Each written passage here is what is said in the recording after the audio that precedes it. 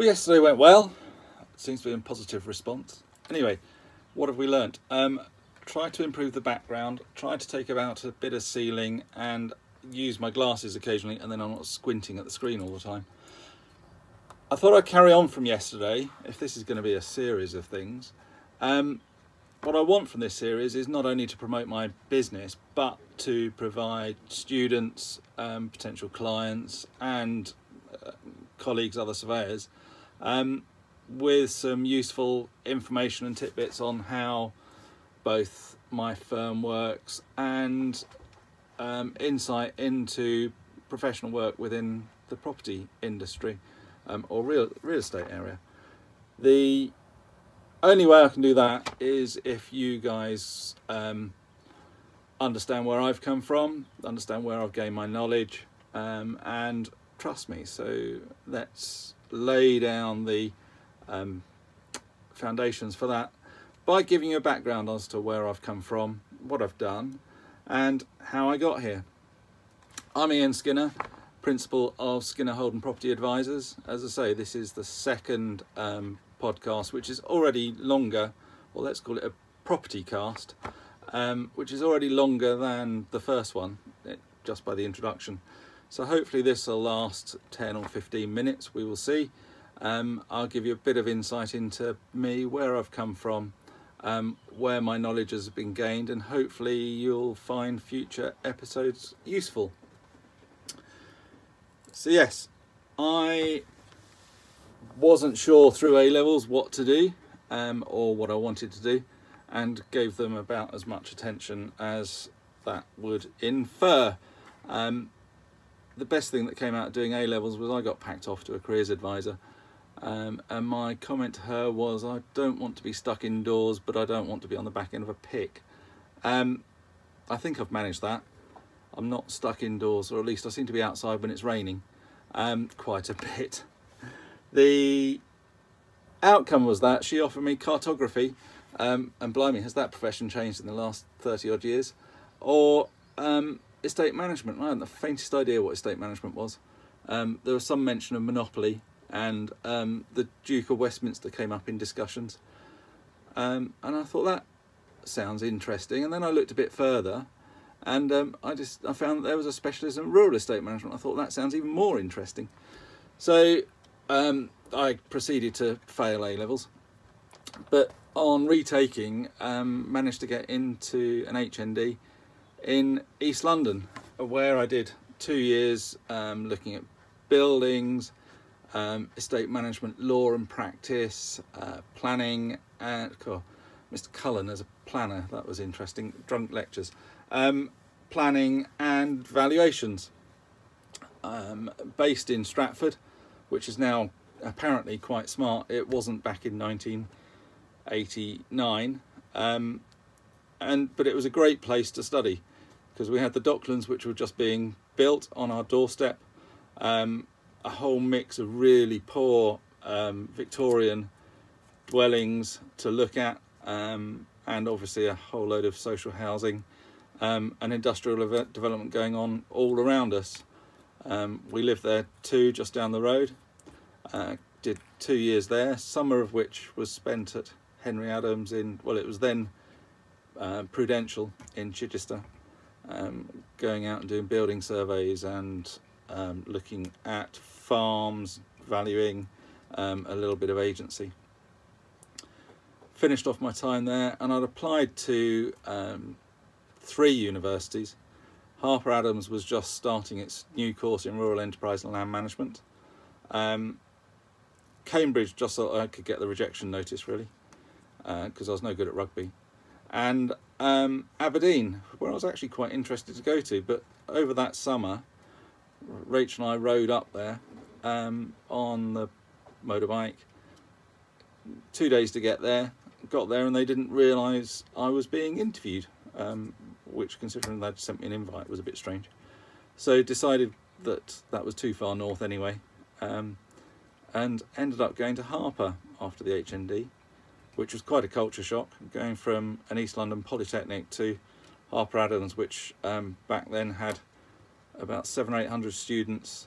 I wandered into the very nice canteen area or breakout room, and thought, great, free coffee and things, and got chatting to various people. I'd gone in there with another chap who just turned up too, and it wasn't until about halfway through we realised that we'd walked into the staff room, not a common room, and students weren't meant to be in there. We hadn't come across anything like that before. Anyway, got the degree, which was really good. Did a year out in Somerset, and then started to progress a career really. The coming out in '93, feel for those coming out of university now, we had a tough time getting jobs. I landed a job in Hertfordshire for Freeth Malhewish on the back of compulsory purchase. They did a lot of work for all of the water companies in and around London and the home counties. So we serviced Thames Water, Anglian Water, Three Valleys Water and all their sister companies around the edge there, and occasionally did work for others as well. On their side of the fence, with everything from referencing through to negotiating compensation, and we did their valuation work, and I also picked up some valuation work while there, private bits and pieces. I remember the first one I went out to was an industrial unit in St Albans, once qualified. So yeah, 2 years there, then got qualified in '95. There wasn't much progression within the firm available, and a friend of mine got his polo ponies in, so I spent a fantastic summer bringing on a string of 4 polo ponies and being his groom for the year. The following year, really thought I'd better get back into the profession, because you're never going to pay a mortgage with a polo groom's wage. So I started contract doing valuations out of London, which we did for a year, and then a job came up closer to home in the Ministry of Defence, covering Dorset and South Wiltshire, and based out of Wiltshire. That was really fun. We did an awful lot of stuff there, negotiating for 2 years with Natural England as to whether DERA could reopen a vehicle test site, because the designations had ramped up and nature had started to take it over, and we did get through those negotiations. We spent quite a bit of time again negotiating with Natural England over whether a significant development could take place in an SPA. An SPA is a special protection area. I think it had a full suite of SPA, SAC and SSI, so that was fun, and yeah, got through all of that with the right results, and the training feature that was required for the military vehicles was built, and the mitigation undertaken as well. On top of that, there was the usual day-to-day landlord and tenant works and valuations, the odd bit of compensation where the military and training had used farmers' fields or damaged small items, small boundary features and things like that. From there, so it was 2 years down in Dorset, and then spent a year up on Salisbury Plain. Similar sort of role really, managing the tenants, liaising between the military and the tenants, and sorting out rent reviews, dilapidations, usual tenant issues. I say usual tenant issues, but when you've got a battalion of tanks going through a field of corn, I suppose it's not that usual. Forest Enterprise was next. Applied for a job as land agent for South East England. The post hadn't had a land agent in for 18 months or 2 years, and had been covered by an interim surveyor who had done the basics and kept things going, but he didn't really have time to do much more than that. So we had to bring the estate back into management really, ensuring that the rents were full, managing the minerals tenants, often through agents, but doing quite a bit of direct liaison. We had about 20 odd houses to manage and refurbish when they became available and relet.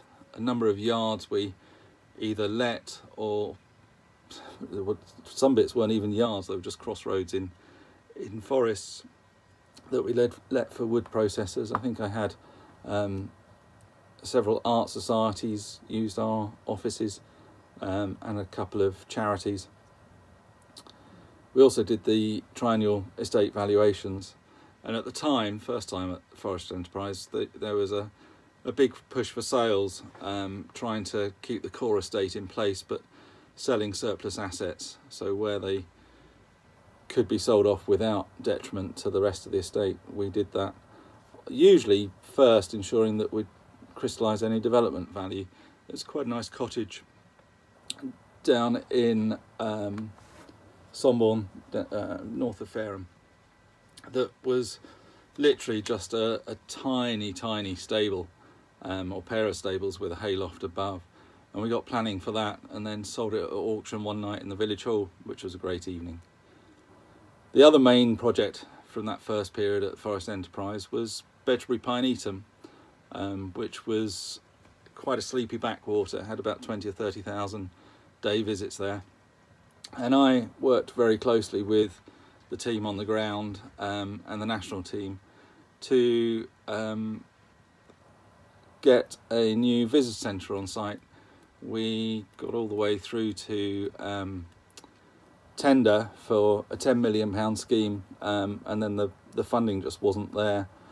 It got pulled, and so we had to go back to the drawing board, and we started the process before I'd left of getting a more cost-effective project underway, and that came to materialise in about 2009 or so, 2008, 2009, for the new Bedgebury Centre, and that moved the visitor numbers from, as I say, 30 to 40,000 who used to visit the gardens and Pineaton, and probably a few thousand locals who visited the forest, but there weren't much in the way of facilities there, to now I think it's well in excess of 800,000 day visits.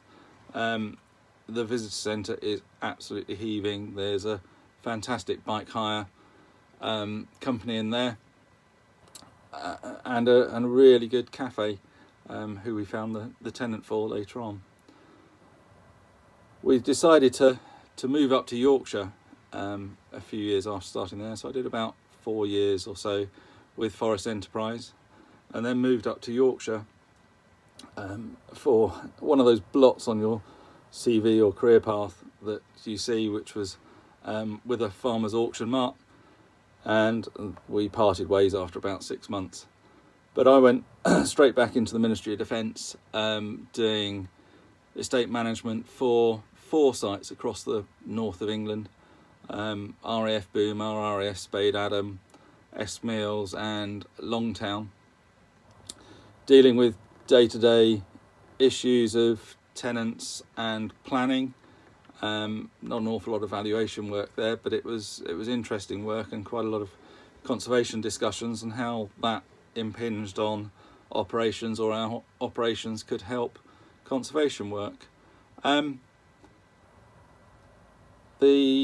That was a temporary contract, so within a year I managed to get a position working for a national firm of specialist rural planning consultants, and we did a lot of work with getting planning permission for cottages with agricultural ties, lifting agricultural ties from cottages where they had become redundant, getting permitted development, designing and building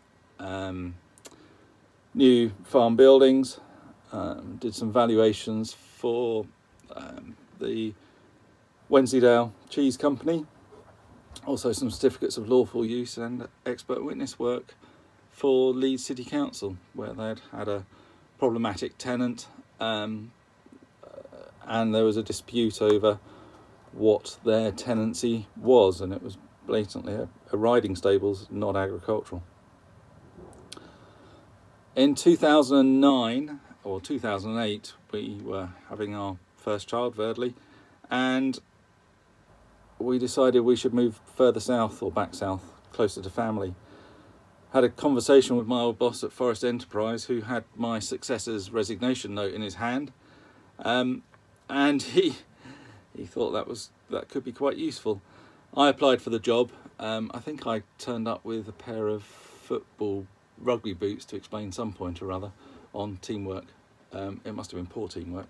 Anyway, so long the short, I stepped back into the role as area land agent for South East England for what was then Forest Enterprise and has since become Forestry England. The main projects at that point were continuing with the estate management, but also Bedgebury was nearly completed as a visitor centre. Alice Holt had started a review. Alice Holt is a 800 hectare ancient woodland near Farnham in Surrey, well, on the Surrey-Hampshire border, and it had about 150,000 visits a year when I was there the first time round, and these had moved up to about 250,000 visits. The trouble was, it had a temporary block of toilets there, which I think had about 4 cubicles each, that we'd put in 4 years before, and these were getting absolutely hammered by the public just through volume of use and footfall. So a project was consulted on widely, and we managed to get planning permission for a minimal budget, because I wrote virtually all of the documents, for the new visitor centre, which has now been built. We were extremely fortunate with getting it built, because we'd gone through consultation process, planning, got the planning permission, first major planning application to be in the South Downs National Park, and then we were really fortunate to manage to get funding from within the Forest Enterprise, because timber incomes had gone up and there was a budgetary surplus which needed to be invested, and it needed to be invested quickly in a project that could roll out, and we had our brand new shiny planning permission in our hand. We also started moving forward on a new visitor centre at Wendover. That one's just been built. That went through several alliterations, both while I was there and afterwards, before getting planning approval. Brams Hill, we bought that back in, we did an exchange with the landowner. It was leasehold, so we bought that back in as a freehold and created 600 acres of public access ground at Brams Hill, up in the Thames Basin Heaths. The other project that worked on a lot at Forest Enterprise was Forest Holidays, their first new site, built from scratch in a woodland near Basingstoke. If you look up on their website, Blackwood, brilliant facility with 60 cabins there, luxury cabins with lovely facilities around. That started 4 years earlier, when I first worked at Forest Enterprise. We were often approached, in fact, by people flying over Blackwood into Popham Airfield, wanting to put a Prescott house. So Prescott houses were ones of architectural merit that could be built in the countryside. There was a tumble-down house in the middle of the woods. The pilots would see this and say, oh, we want to build a house there and buy the wood off of you. Those didn't go forward, but what did move forward was someone flew over us with a more entrepreneurial attitude, and he wanted to build a cabin site there. Subsequently, there was a partnership between Forest Holidays and the Forestry Commission, and that project moved forward with Forest Holidays. It was a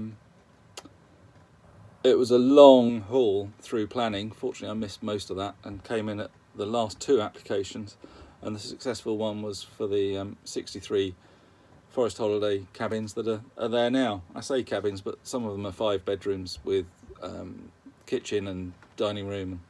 Yeah, they're great. It's worth a look. Forest England as it now is, I moved on from there and spent a couple of years with Surrey County Council. I'd known and had the opportunity I knew that the opportunity was going to come of setting up Skinner Holden Property Advisors. So I needed a bit of a change of scenery really. Moved to Surrey County Council as their senior rural surveyor. Senior is a bit harsh as I was the only rural surveyor, but we managed 80 tenants doing their rent reviews, planning issues and reletting. One of the interesting projects there was was an aquarium that had been left in a hell of a state by the former owner who, when he hadn't agreed a rent with the land agent, had pretty much smashed the place up. We got that up together, let the house, and then let the land to Naturally Thinking, who are just about to open up, COVID allowing, for a new lavender farm and visitor centre over at the Little Woodman Cote near Carshalton. So that's a good place to visit too.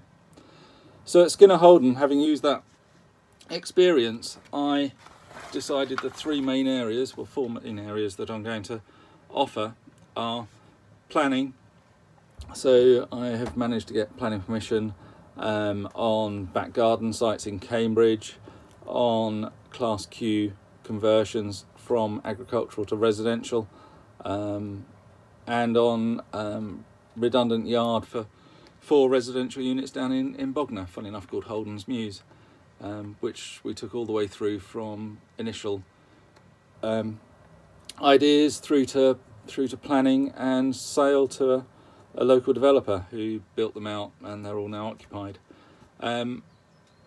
Valuations, I do valuations for inheritance tax of rural, commercial and residential properties, and compulsory purchase. So I've dealt with compulsory purchase on road schemes, pipeline schemes, and even a railway being reused, which is fairly unusual in the country.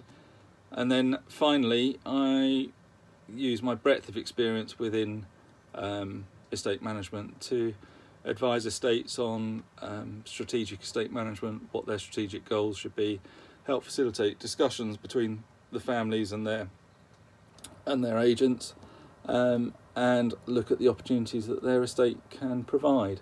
So I hope that 22 minutes, that's doing well, that'll give you a insight into where I've come from, what my experience is, and be able to take some of the, not lectures, propertycasts was the word I was using, a bit more seriously when they come and go. These will be added periodically. I'll try and keep it regularly, but if work gets busy, it gets busy, and I'm afraid the fees take priority.